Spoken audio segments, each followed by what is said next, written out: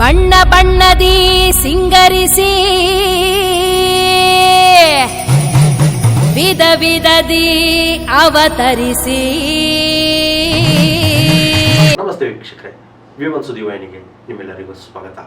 ಇವತ್ತಿನ ವಿಶೇಷ ಕಾರ್ಯಕ್ರಮ ಪರಮಭಕ್ತೆ ಕಾಳಿಯಮ್ಮನ ಮಗಳು. ನಮ್ಮೊಡನೆ ಇದ್ದಾರೆ ಪರಮಭಕ್ತೆ ಕಾಳಿಯಮ್ಮನ ಮಗಳು ಉಷಮ್ಮ. ನಮಸ್ತೆ ಅಮ್ಮ. ನಮಸ್ತೆ. ನಮ್ಮ ಕಾರ್ಯಕ್ರಮಕ್ಕೆ ಸ್ವಾಗತ. ಈ ಜಗವನ್ನೇ ಕಾಯುತ್ತಿರೋ ಕಾಳಿಯಮ್ಮ,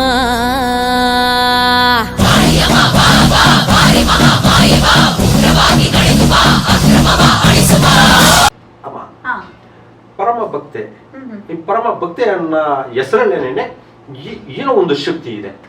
ಖಂಡಿತ ಭಕ್ತೆ ಅಂದ್ರೇನೆ ಅದು ಶಕ್ತಿ. ಅದಕ್ಕೆ ವಿವರಣೆ ಕೊಡಕ್ಕಾಗಲ್ಲ. ಯಾಕಂದ್ರೆ ನಮ್ಮ ಹಿಂದೂ ಸನಾತನ ಧರ್ಮದಲ್ಲಿ ನಮ್ಮ ಹಿಂದೂ ಧರ್ಮನೇ ಮೊದಲು ಬಂದಿದ್ದು. ಅದು ಗೊತ್ತಿರ್ಬೋದು ಅನ್ಸುತ್ತೆ ನಿಮಗೆ.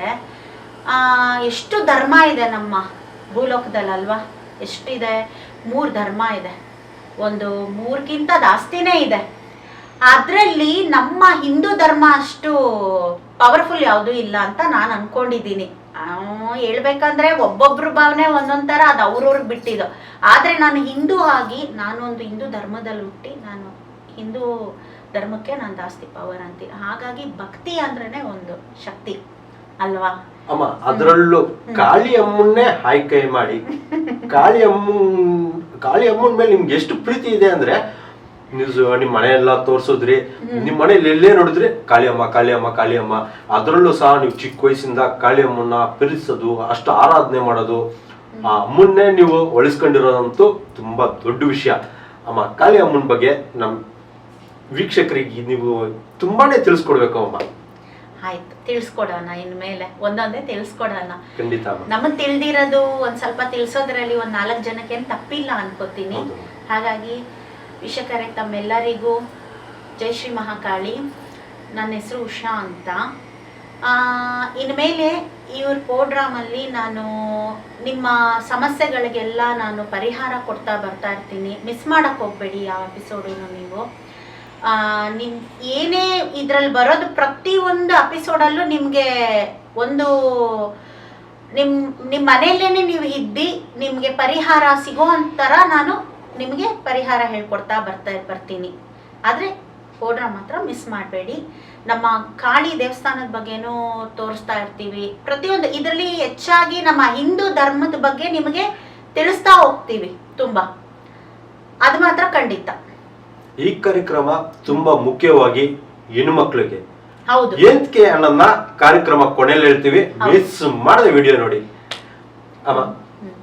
ಇವತ್ತಿನ ಕಾರ್ಯಕ್ರಮದಲ್ಲಿ ಕಾಳಿ ಅಮ್ಮನ ಬಗ್ಗೆ ಸ್ಟಾರ್ಟ್ ಮಾಡೋಣ ಅಮ್ಮ. ಹೇಗೆ ಕಾಳಿ ಅಮ್ಮನ ಮೇಲೆ ನಿಮ್ಗೆ ಪ್ರೀತಿ ಜಾಸ್ತಿ ಆಗಿದ್ದು? ಯಾವಾಗಿಂದ ನೀವು ಅಮ್ಮನ ಆರಾಧಿಸ್ಕೊಂಡ್ ಬಂದ್ರಿ? ಅದ್ರ ಬಗ್ಗೆ ತಿಳಿಸ್ಕೊಡ್ಬೇಕು. ಅದು ಪುಟ್ಟ, ನಾನು ತುಂಬಾ ಚಿಕ್ಕ ವಯಸ್ಸಿಂದಾನೇ ನನಗೆ ಕಾಳಿ ಅಂದ್ರೆ ತುಂಬಾ ಇದು ಈಗಿನ ಕಾಲದ ಮಕ್ಕಳ ಮುಂದೆ ಹೇಳ್ಬೇಕಾದ್ರೆ ಕ್ರಶ್ ಅಂತ ಅನ್ಕೊಳ್ಳಿ. ಒಂಥರ ಆಕೆ ನೋಡ್ಬೇಕು. ನಾನು ಚಿಕ್ಕ ವಯಸ್ಸಲ್ಲಿ ನಾನು ಪೊಲೀಸ್ ಕ್ವಾರ್ಟರ್ಸಲ್ಲಿ ಬೆಳೆದಿದ್ದು. ನಮ್ಮ ತಂದೆ ಪೊಲೀಸ್ ಆಫೀಸರ್, ಅವರು ಗನ್ ಮ್ಯಾನ್ ಆಗಿದ್ರು. ಸೊ ಅಲ್ಲಿ ನನ್ನ ಚಿಕ್ಕ ವಯಸ್ಸೆಲ್ಲ ಬಾಲ್ಯ ಜೀವನ ಅಲ್ಲೇ ಇತ್ತು. ಅಲ್ಲಿ ನಮ್ಮ ಕ್ವಾರ್ಟರ್ಸಲ್ಲಿ, ನಮ್ಮ ಕ್ವಾರ್ಟರ್ಸ್ ಚಾಮುಂಡೇಶ್ವರಿ ದೇವಾಲಯ ಇತ್ತು. ಸೊ ಅಲ್ಲಿ ಅಮ್ಮ, ನನಗೆ ದೇವಿ ಅಂದ್ರೇನೆ ತುಂಬ ಇಷ್ಟ. ದೇವಿ ದೇವಸ್ಥಾನಕ್ಕೆ ಹೋಗೋದು, ದೇವಿ ಆರಾಧನೆ ಮಾಡೋದು, ಅದು ಚಿಕ್ಕ ವಯಸ್ಸಿಂದಾನೇ ಆವರಿಸ್ಕೊಂಡು ಬಂದ್ಬಿಡ್ತು ನನ್ನ ದೇಹದಲ್ಲಿ. ಹಾಗಾಗಿ ಚಿಕ್ಕ ವಯಸ್ಸಲ್ಲಿ ಆಟನೂ ಇರ್ತಿತ್ತು. ಆದರೆ ಆಮೇಲೆ ಬೆಳೀತಾ ಬೆಳೀತಾ ಬೆಳೀತಾ ಅದು ಹೆಚ್ಚಾಗ್ತಾ ಹೋಗ್ತು. ಅದರಲ್ಲಿ ಕಾಳಿ ಅಂದರೆ ನಂಗೆ ತುಂಬ ಆಸೆ. ಅವಳಷ್ಟು ಧೈರ್ಯವಂತೆ ನಾನು ಎಲ್ಲೂ ನೋಡಿಲ್ಲ. ಬಟ್ ಇನ್ನೊಂದು, ದೇವತೆಯಲ್ಲೇ ಅವಳು ಡಿಫ್ರೆಂಟ್. ಅವಾಗ ತುಂಬಾ ಜನ ಕಾಳಿ ಮಾತೆ ಅಂದ್ರೆ ಎದುರ್ತಾರೆ. ಈ ಕಾಳಿ ಮಾತೆ ಅಮ್ಮನ ಆರಾಧಿಸೋದೇ ಒಂಥರ, ಆ ಅಮ್ಮಂಗೆ ಏನಾದ್ರು ನಾವು ತಪ್ಪು ಮಾಡ್ಬಿಟ್ರೆ ಅಮ್ಮ ನಮ್ಮನ್ನ ಬಿಡಲ್ಲ ಅನ್ನೋ ಕೋಪ ಜನಕ್ಕೆ. ಅಮ್ಮ ಮೇಲ್ರ ಏನಾದ್ರು ತಪ್ಪು ಮಾಡ್ಬಿಟ್ರೆ ನಮ್ಗೆ ಅಮ್ಮ ಬಿಡ್ತಲ್ಲ, ಕೋಪ ಮುಂದೆ ಹೇಗಿರುತ್ತೆ? ಅಮ್ಮನ ಕೋಪ ನಾವು ಕರೆಯಕ್ಕಾಗುತ್ತಾ ಅನ್ನೋ ಭಯ ಎಲ್ಲ ಇರುತ್ತೆ. ಅಂತದ್ರಲ್ಲಿ ನೀವು ಕಾಳಿ ಅಮ್ಮನ ಆರಾಧನೆ ಮಾಡ್ಕೊಂಡು ಅಷ್ಟೆಲ್ಲ ಇದಾಗಿದ್ದೀನಿ ನೀವು. ಈಗಮ್ಮ ಸಾಧ್ಯ ಅದು ಯಾವ ತರ? ಅದು ಹೇಳ್ಬೇಕು ಒಂದೇ ಮಾತಲ್ಲಂದ್ರೆ, ಕಾಳಿ ಅಂದ್ರೆ ಹೆದರಿಕೆ. ಎದ್ದಕ್ಕೆ ಯಾಕೆ ಹೆದರ್ತೀರಾ? ನಿಮಗೇನಾದ್ರು ಕಷ್ಟ ಆಗಬೇಕು, ಈ ನಮ್ಮ ಅಸುರರನ್ನ ಸಂಹಾರಿಸಕ್ಕೆ ಅವಳು ಬೇಕು. ನಿಮ್ಮ ಕಷ್ಟಕ್ಕೆ ಅವಳು ಬೇಕು, ಪೂಜೆ ಮಾಡಕ್ ಮಾತ್ರ ಬೇಡವಾ? ಹಾ, ಇದು ತಪ್ಪಲ್ವಾ ವೀಕ್ಷಕರೇ? ತಪ್ಪಿದು ಮಕ್ಕಳ. ಕಾಳಿ ಇಲ್ಲ ಅಂದ್ರೆ ಈ ಜಗತ್ತೇ ಇಲ್ಲ, ಕಾಳಿ ಇಲ್ಲ ಅಂದ್ರೆ ಈ ಭೂಮಂಡಲನೇ ಇಲ್ಲ. ಅರ್ಥ ಆಯ್ತಾ? ಕಾಳಿನೇ ಪ್ರಥಮ. ತ್ರಿಮೂರ್ತಿಗಳನ್ನ ಉದ್ಭವ ಮೂರ್ತಿ ಮಾಡಿರೋದೇ ಕಾಳಿ. ಕಾಳಿನೇ ಪ್ರಥಮ ಆಗ್ತಾಳೆ. ಕಾಳಿ ಶಾಂತಮೂರ್ತಿನೂ ಹಾಗೇನೆ ಭದ್ರಕಾಳಿನೂ ಆಗ್ತಾಳೆ ಅವಳು. ಕಾಳಿಲಿ ತುಂಬಾ ತರ ಅವತಾರ ಇದೆ. ಅವಳ ಅವತಾರನ ನಾವು ಹೇಳಕ್ಕಾಗಲ್ಲ, ಕೌಂಟಿಂಗ್ ಮಾಡಕ್ಕೂ ಆಗಲ್ಲ. ಈಗ ಹೇಗೆ ನಾವು ಆಕಾಶದಲ್ಲಿ ನಕ್ಷತ್ರಗಳನ್ನ ನಾವು ಎಣ್ಸಕ್ಕಾಗಲ್ಲ, ಅದನ್ನ ಎಣ್ಸೋರು ಶತದಡ್ರು ಅಂತಾರೆ.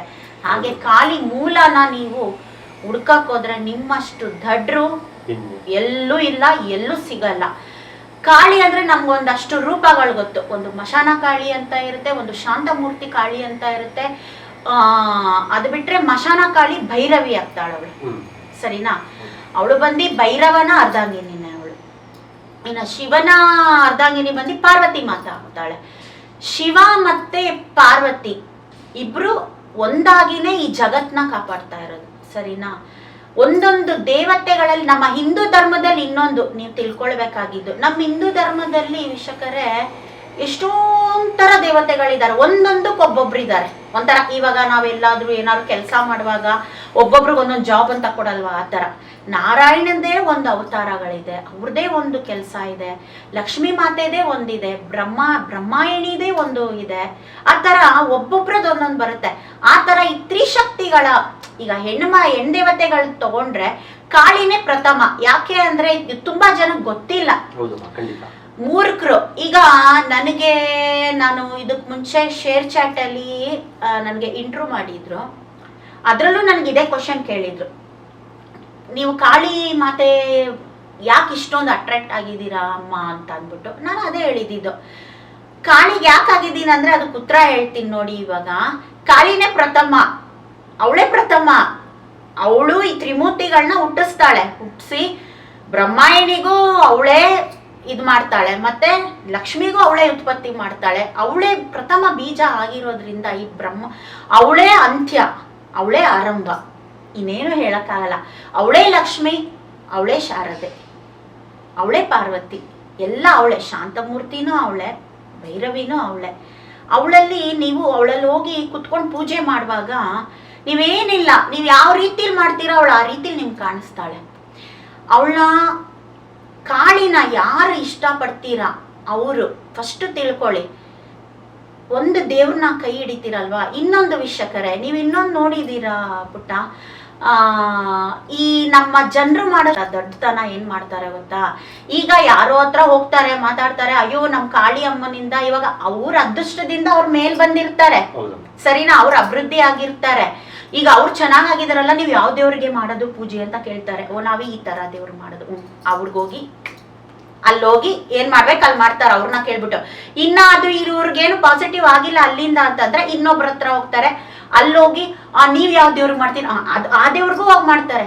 ದಯವಿಟ್ಟು ಅಂತ ತಪ್ಪು ಮಾಡಕ್ ಹೋಗ್ಬೇಡಿ. ಯಾಕೆ ನಾನು ಈ ತರ ಹೇಳ್ತಿದ್ದೀನಿ ಅಂದ್ರೆ ವೀಕ್ಷಕರೇ, ಫಸ್ಟು ಯಾವುದೇ ದೇವ್ರಾಗ್ಲಿ, ಅದು ಕಾಳಿ ಆಗ್ಲಿ, ಲಕ್ಷ್ಮಿ ಆಗ್ಲಿ, ಶಾರದೆ ಆಗ್ಲಿ, ಯಾರೇ ಆಗ್ಲಿ, ದೇವ್ರೇ.